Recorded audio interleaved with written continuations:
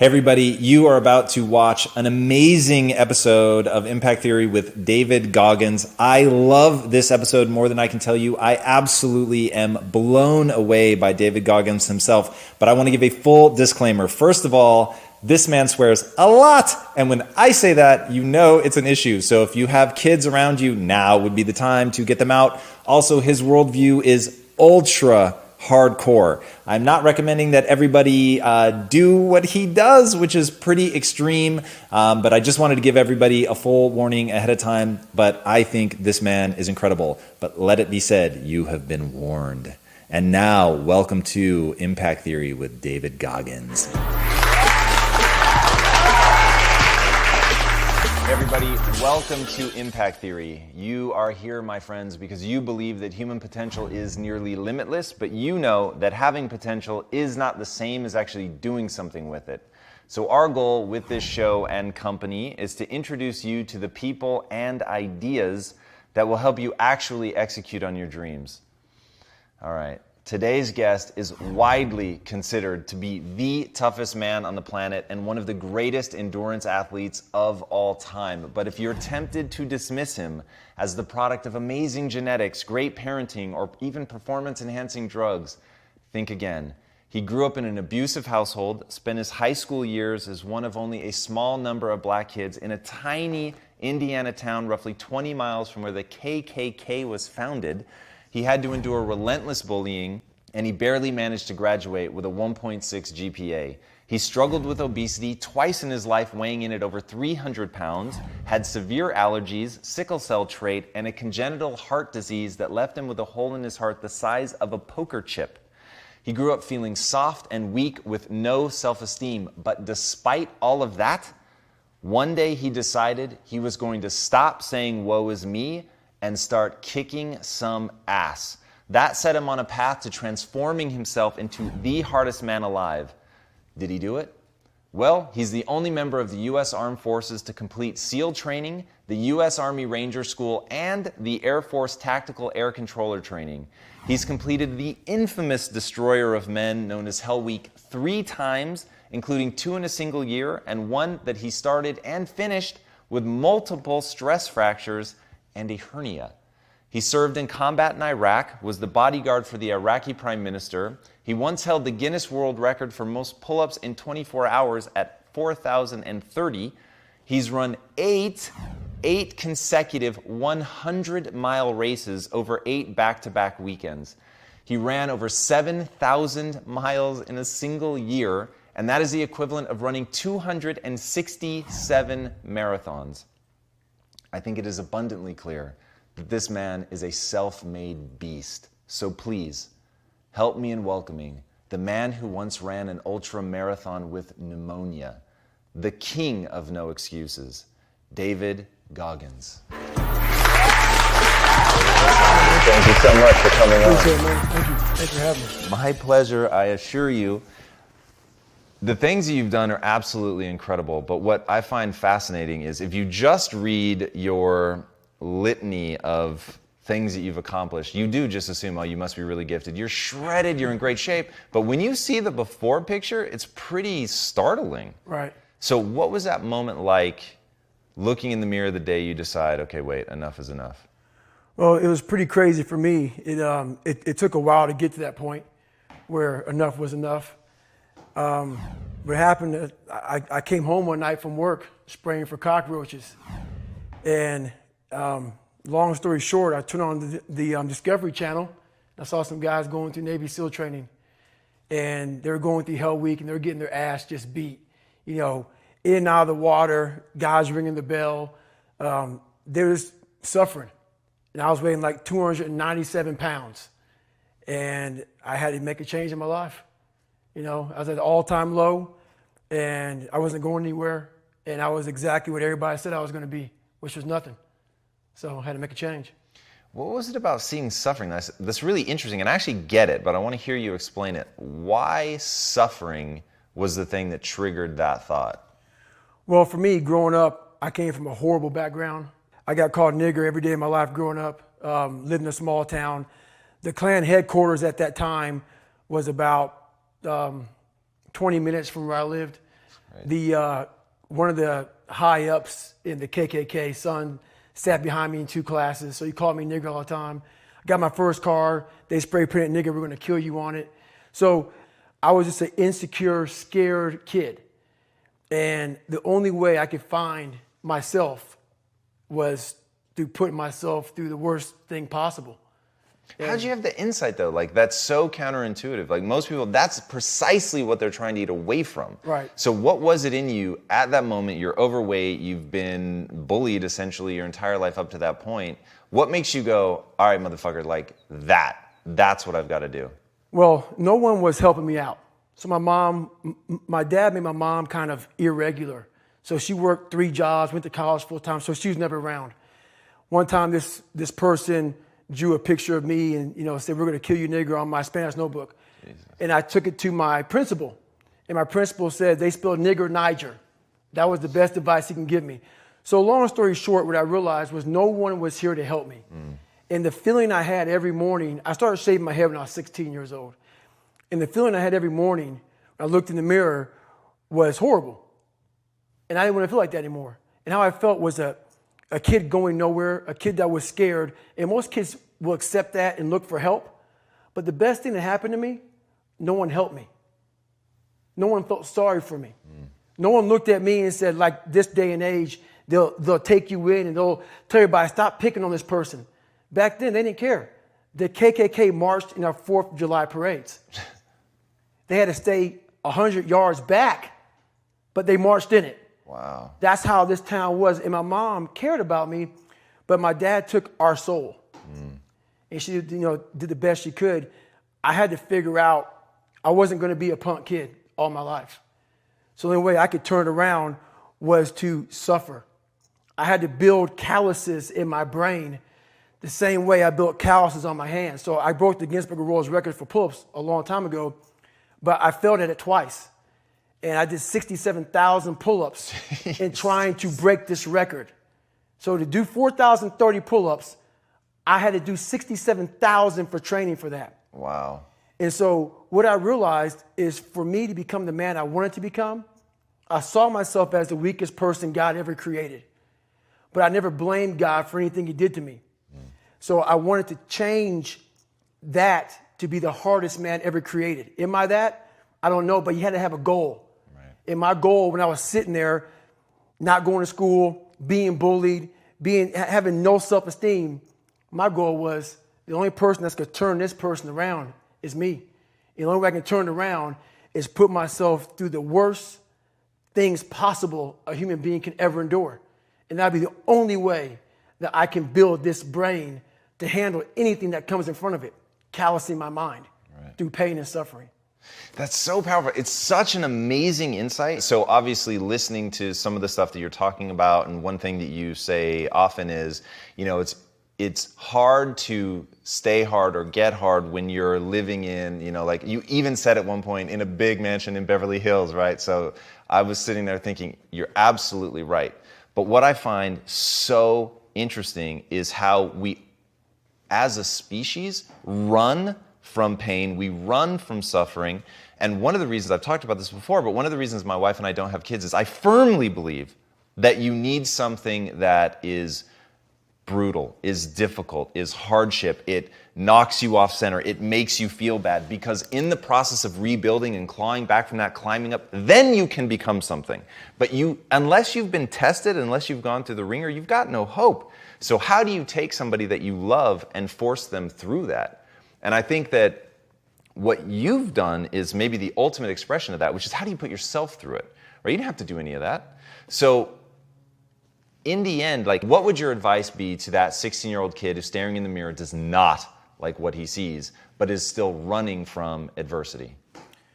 Well, my biggest advice to him is that, first of all, he won't like what I say to him, because I'm going to say the exact opposite of what today's world is saying. So we read a bunch of books nowadays. As humans, we want to find out how to be someone else. What we don't do is we don't go inside. So literally turn yourself inside out. Read the book that's like we're writing a book every day of our lives, but we never read that book. So what I would challenge this young man or young woman to do is you have to look inside of yourself to see what you really want. What are you passionate about? We use these words and these little phrases of only the strong survive and all this other crap. They're all just fucking words. I get so tired of hearing people just talking. Like right now, someone may think Goggins is just talking. You don't know me. So when I speak from passion. I speak from experience. I speak from suffering. I have to tell this young man or woman that the only way I believe, and this is just my experience in life, the only way you're ever going to get to the other side of this journey is you have got to suffer to grow. To grow, you must suffer. And some people will get it and some people won't. But they have to see what their journey is to start their journey. Several people live to be 100 years old, and they have great lives, and they have great kids. Their kids go to college and all sorts of stuff.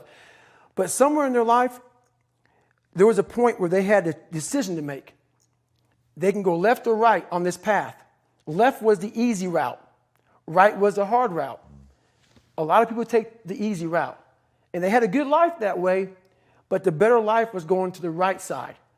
And you may have 20 years of pain and suffering to get past it, but a lot of us die never truly starting our journey. And I would tell this young person, you got to start your journey. It may suck, but it will come out the other side where you're coasting. So it's really, I want to go back to what you're saying about that we write our own book, we're writing it every day, but we actually don't take the time to read it. So what do you, as you were saying that, here's what I was saying, tell me if this is where you were going, that basically you're writing down these things that are sort of becoming your identity, about being weak, about avoiding suffering, about being soft, essentially. I mean, all the things sort of by default, they're in that camp. And as you were saying that, I was imagining you sort of taking that pen and beginning to write your own story and writing things that you knew, looking back on, that you would be proud of. Right. Like going through the military and doing the hardest training, some of the ultra endurance stuff that you've done, which is on broken feet. I mean, it's like so crazy. In fact, is that what you meant by writing that story? So what I meant by that is like every day we're seeing who we are as people. When I was growing up, I lied for people to accept me because I didn't accept myself. So I would make up stories so then you would accept me into your world. I would, everything I did was for someone else to like me. It wasn't until I started reading my own book about how pathetic I was as a human being. I can blame my dad. I can blame kids at school.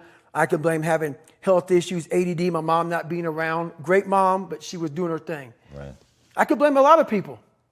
And that's the book I was reading. And I put it off on everybody else. It wasn't until I said, you know what? For me to fix this, I got to read what the fuck is wrong with David Goggins. Not blame anybody. Read my book and say, okay, I'm afraid of my shadow. How can I overcome that? Go in the military, get your ass kicked, do things you hate to do, be uncomfortable every fucking day of your life. Roger that. I'm not the smartest kid in the world. Okay. Instead of somebody saying, oh, no, you're smart. No, don't say that to yourself. I said to myself, no, I'm a dumb motherfucker. Okay, roger that. How you get smarter? Educate yourself. So the things that we run from the truth. We're running from the truth, man. So the only way I became successful was going towards the truth. As painful and as brutal as it is, it changed me. It allowed me to become, in my own right, who I am today. One of the most powerful things I think anybody can do, so I used to struggle with self-esteem, and my thing was I focused on being smart, and I just wasn't that smart. I focused on being right, and I was wrong a lot. And so it created this weird thing in my life where I would constantly try to put myself around people who were less and less intelligent so that I could feel good about myself. And the bad news is it's actually a really good strategy for that. Right. Being around people that were less intelligent than me really did make me feel good. Like I felt good about myself. But I literally referred to myself at the time as the king of remedial jobs because those were the only jobs that I could really shine at. Right. And it wasn't until I realized I can actually change what I build my self-esteem around. And I can start building my self-esteem around, instead of being right or being smart, being a learner and being willing to admit when I'm wrong. And so the thing that I began to build my self-esteem around was being willing and able to stare at my inadequacies. Right? What you said, like I fully understand like how this interview is going to be. I mean, you warned me ahead of time. This interview is going to be bifurcating. People are going to love it and some people are going to hate it.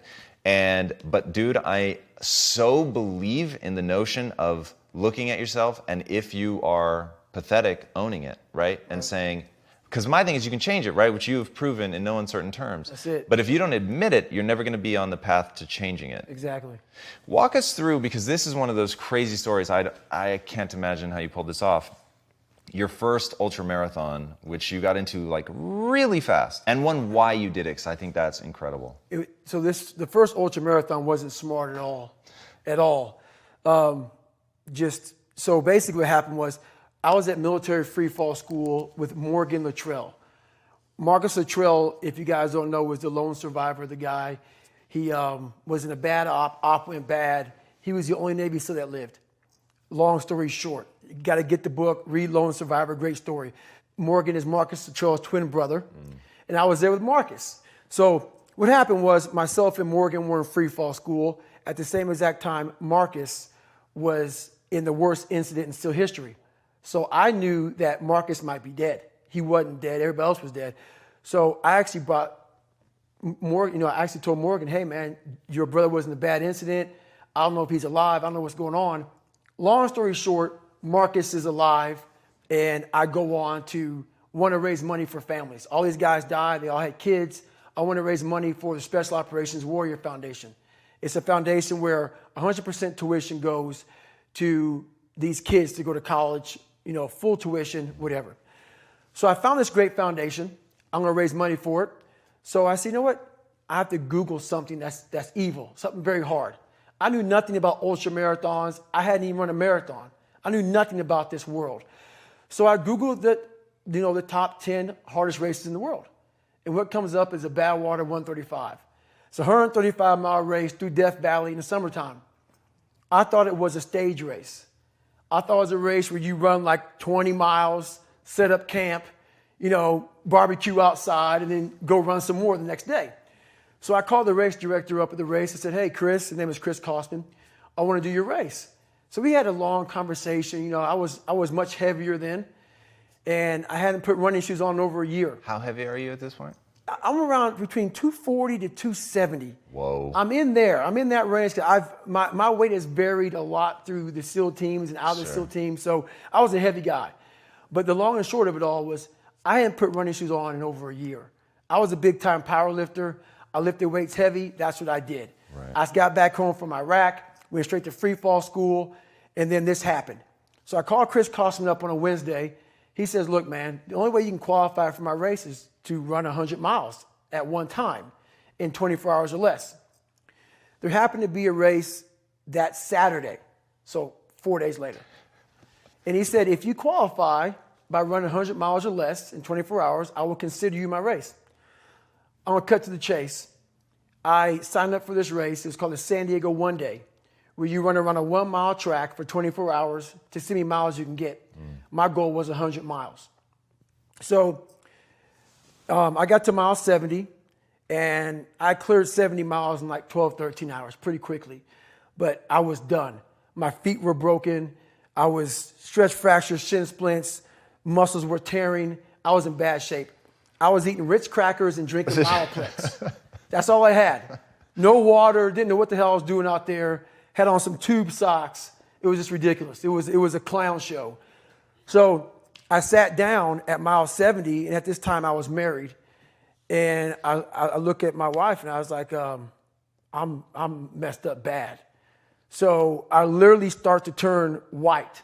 And when a black guy turns white, you're pretty fucked up. So here I am, I'm all fucked up in this chair. I'm at mile 70. They got 30 fucking miles to go. I'm jacked up. I got to go to the bathroom, and the bathroom's like 20 feet from me. It's a porta potty. I can't get out of the fucking chair. So I'm peeing blood down my leg. Whoa. Pooping up my fucking pack. And I got 30 miles to go. And I can't stand up because my blood pressure's all messed up. I've been in 3 hell weeks, Ranger school, overcome so many obstacles in my life. This last 30 miles of this race is when I realized a human being is not so human anymore. We have the ability to go in such a space if you're willing to suffer, and I mean suffer. Your brain and your body, once connected together, can do anything. And this 30 miles was the life-changing moment. I was out of it. I was in the worst pain in my entire life. I was, to me, on the brink of death. And I was able to chunk this 30 damn miles into small pieces. I was so driven, and I'm not going to say motivated because motivation's crap. Motivation comes and goes. When you're driven, whatever's in front of you will get destroyed. So I sat in this chair and I was so driven to succeed in this race. And at this time, everybody goes, were you thinking about the guys that died? And I'm not going to lie to you, I wasn't. This became a personal thing. This became me against this race, me against the kids that called me nigger, me against me. It just became something that I took so violently personal. And I broke this thing down into small pieces. I said, okay, I got to get nutrition. I got to be able to stand up before I can get off this curb and get off this chair and be able to go 30 miles. So I went through all these small steps and I was able to stand up. And then from standing up, I was literally walking around with my wife at the time. And she goes, you're not going to make the time. She goes, you're walking like 30-some minute miles. I got to mile 81. And the second she said that I'm not going to make the time, I ran the last 19 miles nonstop. And I can show you right now when we get done with this. Matter of fact, I'm going to show you right now. This was years ago. And I had to put compression tape on my ankle. And so this was years ago. I had literally the size of $50. I had to get compression tape. And I taped up my ankles and I taped up my feet. And that's how I got through that race. Was it like a hematoma? I mean, what happened was, my shins hurt so bad from having stretch fractures that the only way I could continue on was I taped it so I wasn't doing the flexor motion that activates your shins. So I taped my ankles and my shins up, and I got that because in my third hell week, they weren't gonna let me go back through train anymore. Right. So I literally went through all of BUD/S, my last SEAL training, with stretch fractures and shin splints. And how I did it was I would tape my ankles all the way up to my calf every morning. So for the first hour, the pain was excruciating. But what would happen is my feet would go numb. And I did that every single day for 6 months. Whoa. And that's how I got through my third hell week, because I was so broken from the first two that the commander said, hey, the CEO said this is your last time we're sending you through. So that's how I got the idea to do that. So with the right, and people may listen to this and say, this guy is sadistic, he's crazy, no, if you know how I came up, you realize I was just a scared kid that found drive and passion to be something much better than what he thought he was. That's all it is. God, I'm going to ask the question. I don't know if you have a good answer for this. I don't know if there is a good answer for this. But even I want to know, how do you find and cultivate that drive? Like, there is a kid right now watching this, man, and they feel like you felt. They feel lost, alone, broken, stupid, lazy, like they're never going to amount to anything. And what you're talking about is the closest thing to a fucking superpower that this kid has ever heard. And right now he is on the edge of his seat. How does he like force himself to take that first step? I'm very fortunate that I grew up at a time when there was no phones and there was no social media. And I suggest, yes, I'm on social media on a very limited basis because I have a story to tell, and it's a great platform. Use it as a platform. Don't use it as your life.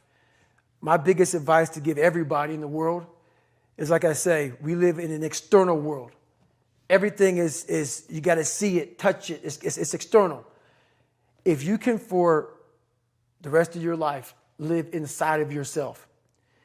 Stop listening to people who are calling you fat, gay, transsexual, nigger. Everything that is makes no sense.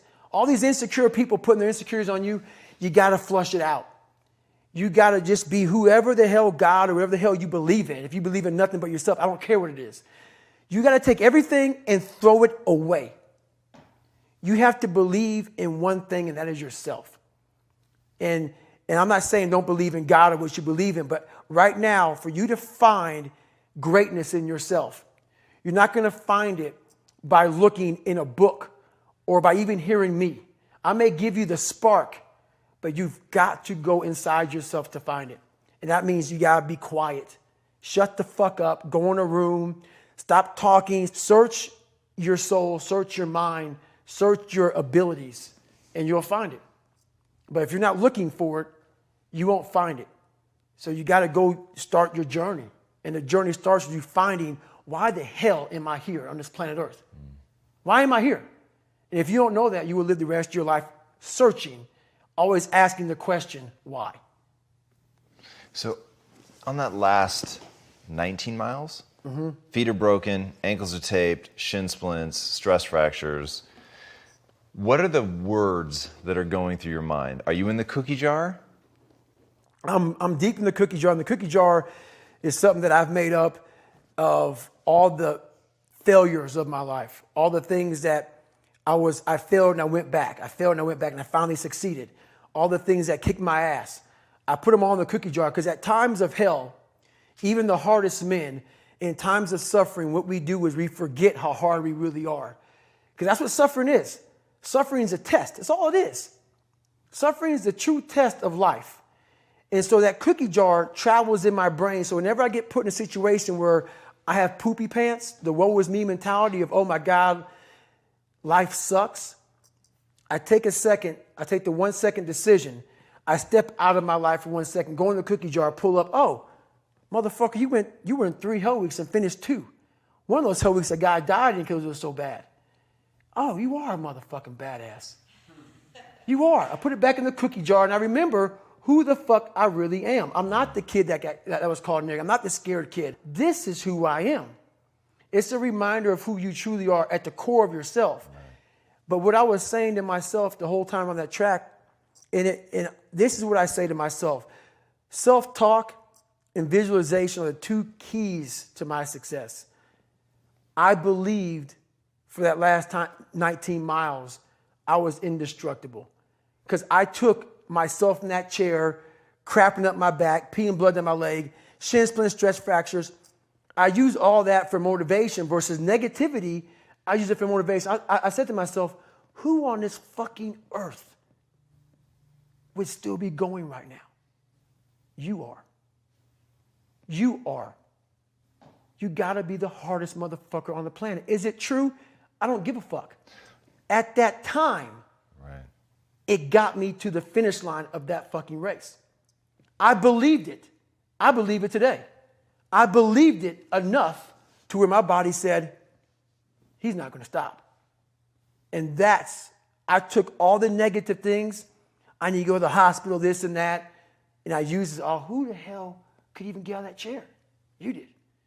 Who the hell would even think about taping stress fractures up? You did. All those things I used for motivation.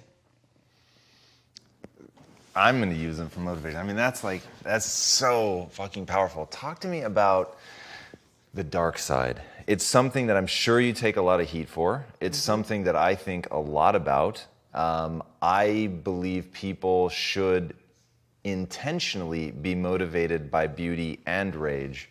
And so many people are afraid of the negative. What power have you found in the darkness? First, before I answer that question, I want to say, everybody listening to this, I'm the happiest man on the planet Earth. So people may take this, and as so many people do, we live in a very weakened society. So when they hear a throwback guy like me from back in the ancient days of Garanimals, they often think this guy is just whatever. So if you think that I'm some unhappy guy, you're wrong. Having lived the life I've lived and seeing the other side, not being afraid to attack what was in front of me, has made me happy. Say that again. And in fact, let me make sure I understood it. Getting to the point where you're not afraid to face the thing on the other side of the door that wants to attack you has made you happy. Right, right. It's really powerful. I hope people heard that. Right, that made me very happy. So basically, I just don't walk around with a daggone smile on my face all the damn time. So, Merry Christmas. But basically, what the dark side is we all have a cookie jar, and we all have a jar of fuck. That's its official name. It's a jar of fuck, man, where shit just ain't going right. And in Hell Week, what they do in Hell Week, because this is where I really went to the dark side. What they do in Hell Week is they design Hell Week to find your flaws. And they do a really good job of that. It's 130 hours of continuous training. You may get 2 hours of sleep. And they beat the shit out of you and find everything wrong with your mentality. And then they start Hell Week. And that's the beauty of it. And for me, I'm not some naturally God-given guy. I don't have a great bit of talent in anything. So what got me through horrible times was the dark side. My name is David Goggins. I created Goggins. Goggins is the guy that can take anything you put in front of him. You want to break my motherfucking legs? So be it. I have a way of going to a place like I did in that race where all the pain and suffering that they put on top of me in Hell Week, I will reverse that pain and suffering and I will take your soul. So every instructor that put me through BUD/S, my job, what drove me was I wanted you to go home that night after you beat the living shit out of me and I smiled in your face. I wanted you to feel worse than I did and you were going home to a nice warm bed with your wife or your kids and a nice meal, and I was still out there in the grip, suffering for another 100 hours. I wanted you to think about me knowing that I'm comfortable being very unfucking comfortable. And I want you to think about when you went through fucking Hell Week, how uncomfortable you were and how bad you wanted to quit, knowing I'm not thinking that fucking way. So the dark side is something that I've designed. It's an evil place I can go that very few things can hurt me. I use the hurt you're trying to put on me. I flip it upside down and use it. You trying to use it for kryptonite? No. It's power pillars for me. I'm using it for strength. I just flip negative into positive. That's all it is. I heard you doing an interview one time and the person was trying to see the sort of empowerment, the beauty in that. And you were like, no. It's darkness. Mm-hmm. And one of the reasons that I'm utterly fascinated with comic books. And one of the reasons that I'm so intrigued by Batman is he literally uses the darkness, the sickness that he has over what happened to him and his family to propel him forward for decades to keep driving. And most people are broken by the bad things that happen to them. But every now and then there's a Goggins. There's somebody who understands how to use that power, understands how, as a human being, it fucking drives you. Revenge is powerful. To be able to tap into that in a way that's controlled. That's right. But to be able to bring it in, to use it, to feel the energy. There is an intoxication to rage. And I don't think people are honest about it when they talk about it. There's a fucking intoxication to that. And if you can tap into it and leverage it, not get lost to it, which is why I know you always caveat it by saying, look, I'm a fucking happy guy. That's not what we're talking about right now. Right. But I'm a happy guy. Right. So you can't get overtaken by it. But it's there and it is so fucking powerful. It's real.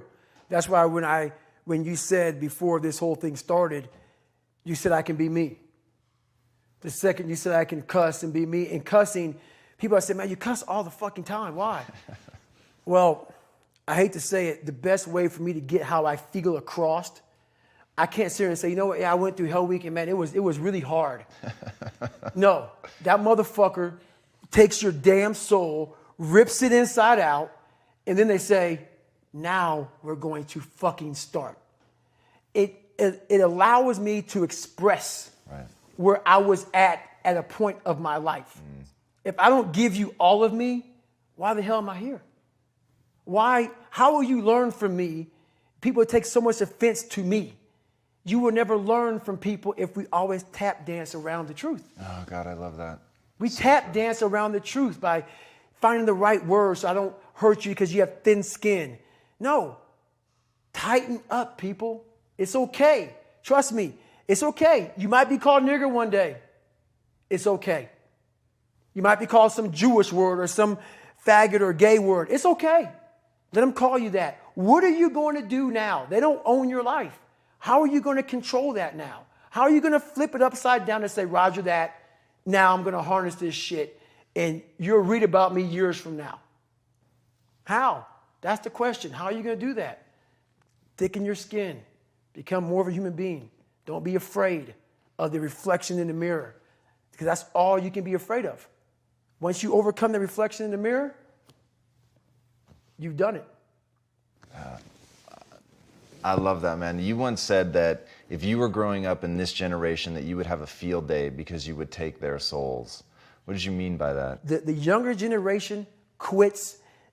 Not everybody. So I gotta put that. People get their butt hurt. So not everybody. Most of this generation quits the second they get talked to. You did this wrong, or they get yelled at. It's so easy to be great nowadays because most people are weak. This is a softened generation. So if you have any mental toughness, any ability, if you have any fraction of self-discipline, the ability to not want to do it but still do it. People have a hard thing understand. I hate to run. And what makes me so crazy, it doesn't anymore, is people go, well, why do you run if you hate it? What are you talking about? I don't want to take showers and eat either. I hate that too. That's life, man. It wasn't until I changed that mentality that I became somebody. I hated going to school. So guess what? I was dumb as shit. That's what 1 + 1 is 2. But if you can get through to doing things that you hate to do, on the other side is greatness. That's what people don't understand. By me running, I am callous in my mind. I'm not training for a race. I'm training for life. I'm training for the time when I get that 2 o'clock in the morning call that my mom is dead or something happens tragic in life. I don't fall apart. I'm training my mind and my body and my spirit so it's all one, so I can handle what life is going to throw at me. Because the life I've lived, it throws a whole bunch at you. And if you're not physically and mentally prepared for that, you're just going to crumble and you're good for nobody. Talk to me about what it takes to be on one side of a door in Iraq or anywhere, knowing on the other side of the door, people who are not afraid of you, they're ready for you to come in and they have guns and you still have to breach that door. That's a great question. That's a very scary situation when you are on one side of the door and your mind is racing, because on the other side of that door, it could be no one. It could be 4 guys with 4 AK-47s. That door you're about to open could be booby-trapped. So once you open it, boom, your legs are gone. So there's 1,000 things you think about when you're the first guy, second guy, third guy, getting ready to go in a room and flood it. And that's why I talk about the warrior mentality. And that's why so many people are lost when I start talking. You have the right. You're lucky that you don't have to think like warriors think. You're very privileged. I chose this world to be a warrior, and I would choose it again if I came back to this world. But the mentality of a warrior is very different than normal mentality. You must be that person on that door, get ready to open it, thinking to yourself, if I die, so be it. The only way you can go in that door is knowing there's a great chance you're going to die. Like being a SEAL, you train with live ammo. You jump out of an airplane. Everything you do, you could die. So to be a warrior, why people don't understand me, I'm glad you don't understand me. Merry Christmas. Good on you. Because being a warrior takes a whole different mindset. A whole different mindset to know that there's a great chance I may not be in the military. Like I was in for 21 years. I'm lucky. I'm very lucky that I'm alive, able to talk to you, able to still run. But when you sign up on that dotted line to be like a SEAL, your mentality changes. I may not live. You got to accept that. And that's the mentality you have. And that's what makes you a warrior. If you're scared to die, you're a bad warrior. And so what do you use to push through? Is that a Goggins moment? Is that finding the darkness? I'm going through hell. I'll become the devil if I have to. Like what is that moment? What are you pulling up inside? I'm pulling up a lot of the dark side of me, but I'm also looking at the guys to my left and to my right, realizing that we're here together, man. And I have to be strong for them, and they got to be strong for me. a lot of people, either you like me or you don't, even in the SEAL teams. But when you get to that door or you get on that mission or you get in that op, all that shit's out the door, man. You know, you do it honestly. I mean, people say all the time in these movies and shit, you really out there fighting for that guy beside you. And you can't be a coward. Because you know what? And this is how I look at everything I do now in life, and this sums it up. I hated jumping out of airplanes. I hated shooting guns. I hated the job as a Navy SEAL. But I did it because I wanted to change myself. Everything I do, I'm not really comfortable doing. But if you choose to go that route, to go be a Navy SEAL, you might as well go be the hardest motherfucker in the world. Because if you're choosing to do something, you have two routes. You can go there and be a little weak person and get through barely, and that's your reputation. Or you can go through the hardest guy you can possibly be, and that's your reputation. So my whole thing is, if you're going to choose to open that fucking door in Iraq or Afghanistan, open the motherfucker and go in hard. Because they're going to remember you by slowly opening it and peeking in. So if you're going to open it and you made the mind to open it, don't crack it open. Open the fucking door, go in. That's with life. If you're choosing to do something, attack it. Because they're going to remember you as not attacking it. So I want to be remembered.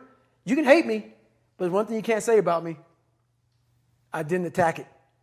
So that's the mentality you have. If you're going to do something, you might as well attack it because you can do it anyway. Right. Do you use that in civilian life? Like, do you still employ I'm going to attack it, I'm going to take their souls? Like, how does that play out in a non-combat zone? It still works for me in life as far as attacking things because no matter what I want to, no matter what avenue I choose, I want to be the very best. And the very best may not be I'm number one. The very best is, did I leave everything inside of me out there? So attacking is not like, oh, I want to win this or win that or be the best. The best is I'm running against myself in everything I do. And that's what I attack. I attack myself. I'm always questioning myself. I'm always holding myself accountable. Talk to me about the accountability mirror.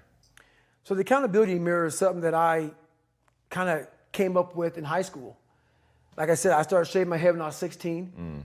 And I got caught up in trying to impress so many people because no one liked me. So I developed so many different identities. Let me sag my pants. You know, let me pull my pants up. Let me talk this way or act this way or be this way or whatever the hell it may be. God, dog, there's so many different things I did to try to fit in with so many different groups that when you look in the mirror, that's the one person you can't lie to. So every morning I would shave my head thinking, God, I would reflect back on some of the lies I may have told somebody or some of the ways I acted that I didn't feel comfortable doing. And I did it to impress other normal people. The key word there is normal, everyday people. I was trying to make other people like me. How pathetic is that? So this mirror would always tell me, my reflection would say, God, you are a pathetic man. How does that feel every day to be this way? So I would just start having myself accountable. How did I attack today? How did I attack yesterday? And if I didn't do something I was proud of, I would write down a sticky note and I would fix it. So then my senior year in high school, it was a totally different David Goggins. Can you give an example of something that you wrote down and fixed? All right, there was a lunch table. That I wanted to sit the cool guy lunch table, man. I wanted, even though everybody was calling me a nigger all the time, I wanted to try to act like somebody I wasn't so I could fit in. And I sold my soul to the devil, trying to act like, I'm David fucking Goggins. That's who I am. And so I wrote down on a piece of paper, fuck the table, sit by your fucking self. And that's what I did. And guess what happened? My table became a table people started sitting at. Because a whole bunch of people in that lunchroom felt exactly like I did. I had a laundry list of things that I write down in this fix. So I write it down and fix it. Were there things that you look to for role models, people that you were like taking ideas from, like why pull your pants up? If that's the popular style, like what was giving, either you were the single most insightful person I've ever met, which by the way is entirely possible having listened to enough of your material, or like you had a treasure trove of people that gave you great ideas. Even if they were like fictional or movie or, you know, athletes or whatever, but. It was funny, man. One movie I watched all the time was Rocky. Great choice. Rocky 1. And I related to Rocky a lot because of kind of, you know, one of the smart guy, just tried real hard. And the one scene that I related a lot of my life to, still to this day, was Rocky 1, round 14. And this is where I got taken souls from. If you look at round 14 of Rocky 1, Apollo is beating the shit out of Rocky. Rocky falls down in this corner. Mickey's saying, stay down, stay down. Rocky didn't hear a fucking soul. Apollo, after he knocked him down, turns around, hands in the air, like I finally knocked down this animal. Right. Apollo doesn't know it, but Rocky is getting up. Apollo turns around the second Rocky gets up. And Apollo looks at Rocky, and Apollo looks at him with a look of like Rocky just took his soul. Apollo shakes his head, and Rocky has his gloves and he motions towards Apollo. Come on, motherfucker, I'm still here. And this song comes on that I played. So when I broke the Guinness Book of World Records, it took me 17 hours to do 4,030 pull-ups. I listened to one song for 17 hours. 2 minutes and 17 seconds. Dun, dun, dun, dun, dun, dun. I listened to that song for 17 hours, nonstop, on repeat.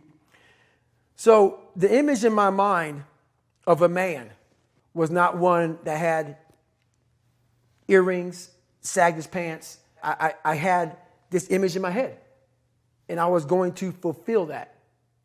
And I didn't do any trends. I stopped trending. I stopped being this guy who whatever was new, fuck it, that's not what I believe in. I'm doing this. This is what I want to be. This is what I'm going to be. So. It's incredible. How do you experience beauty and joy in your life? What situations do you put yourself in? What makes you laugh? What's the fun stuff for you? It's funny you say that. I just retired from the military in November 2015. And I was going and going and going and going. And I never really, I was a happy guy, but I'm never in the moment of like sitting back and I want to travel here to have fun or do this or do that. I've never been that person. But the first time I really got a chance to experience true happiness and true peace was so what I did to myself to become who I am today, it takes a great toll on your body. So I believe God gave me time to rest, and he took me out of commission. Not even the mind of Goggins could get me back up. So I had about a good 6-7 months where I was out. And when I was out, I had time to reflect on all I had accomplished. And that was the first time in my life where I sat back and said, wow. Because only I may be telling you some of the story. I know the exact truth of how brutal my life was and how I shouldn't be on this show today and how the mind and how beautiful it is. So what brings me joy and happiness is knowing how beautiful the mind is. And I'm one of the few people that didn't read about it, didn't experience it through some drug. I got to experience the beauty of true fucking willpower. True, fuck you, I'm gonna fail, I'm gonna fucking fail, I'm gonna fucking fail, I'm gonna fucking fail, and I will succeed. Just me talking about that gives me a feeling I know what I did. And I don't need to travel somewhere or to have this or have that. I have it all here in my mind. The beauty is remembering this young, dumb, what people call nigger, is now where I'm at today. And that is, when you finally get to that point for me, it's for everlasting peace. I could die right now on this show, and I'll be happy, man. So that's my happiness, is my reflection on the suffering of my journey, knowing I never quit, nor was I guided by anybody on this earth. I was guided by something much more powerful, and I listened. And I chose the path of most resistance. Talent not required. I love that. You've said that you lived the life of a monk. What does that mean? What does that look like? Why do you do that? So I stretch out every day for at least 2 hours. I don't drink. I don't go out. My regimen is I wake up, have oatmeal, run, come back, hit the weights. I'm a big sports guy. I don't leave the house if at all, but do stuff like this. And I stretch out at nighttime. I find people that I trust, which is a very small group of people who are honest and true to me, people who will die for me, and I'll die for them, which is a fucking small. Sure. And everybody else, man, do you. And I stay to myself. And I let you do you. I don't judge people. I don't criticize you. You want to be a douchebag and be an ass and not love this country, do whatever you want to do? I don't care, man. I fought for this country for you to do you. And I am all about you doing you because I'm going to fucking do me. And I'm going to do me until I'm fucking dead. And I believe I earned the right. A lot of people haven't earned the right. Just because you live in this country, I mean, you earned the right. You gotta live a little bit. Live. And then have something to say or shut the fuck up, So if you had, this may be impossible to answer, but if you had that same kid from earlier, he wants to take that first step, you want him to go experience some life, what one specific thing would you tell him to go do? I'd first ask the kid, who are you? At the core of your soul. And if he can't answer that question, our conversation's over. Because I can't say shit to him. Right. If you don't know who you are, I can't tell you who you are. What's the next phase of your life look like? You can't imagine how intrigued I am to watch you over the next 5 to 10 years. Well, honestly, I'm blessed enough to have survived the life I lived and to come out the other side with a bunch of knowledge. So hopefully I can help people that believe that they're much less than what they truly are.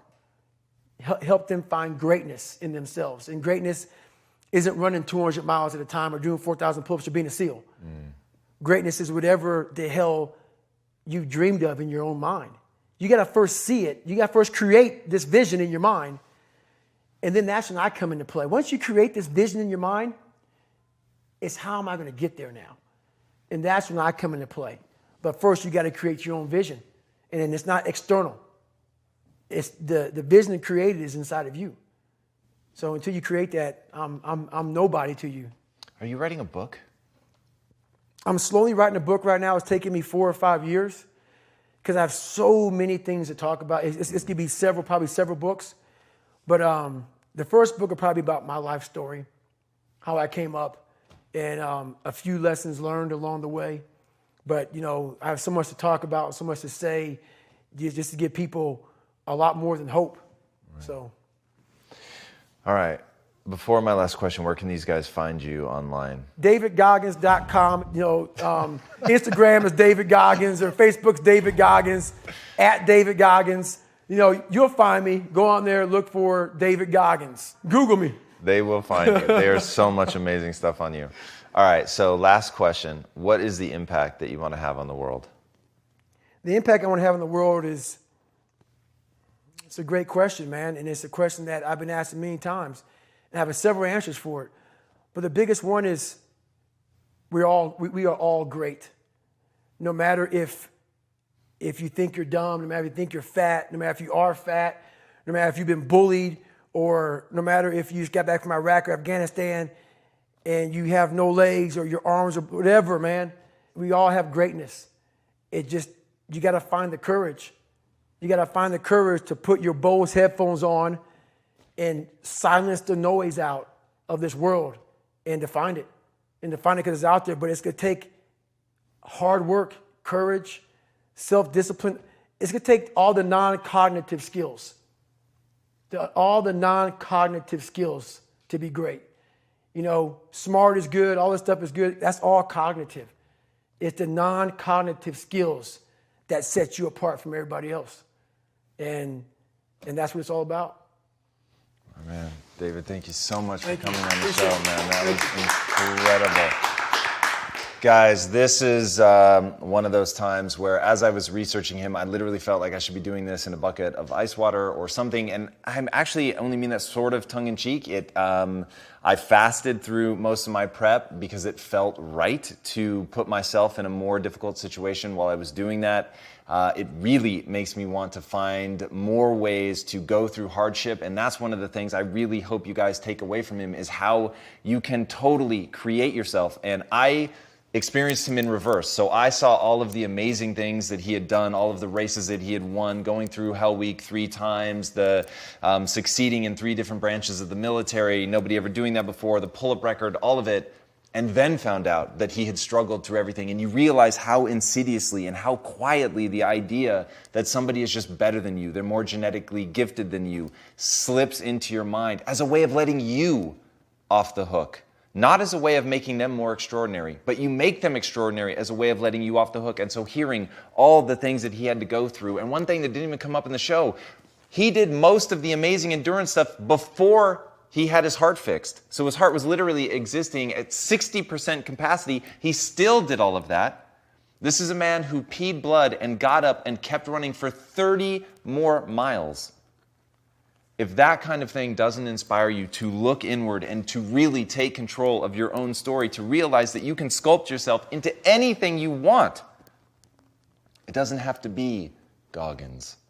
But to see in that the power of both beauty and rage, to see in that the malleability of the human spirit, to see in that the power of the human spirit to turn you into anyone that you want to become, that is this man's story, and I hope that you guys heard it. There were so many incredible things, so many times that I got the chills, so many times that I saw another tool that I could take and use in my own life, and I hope you guys got that much out of it as I did.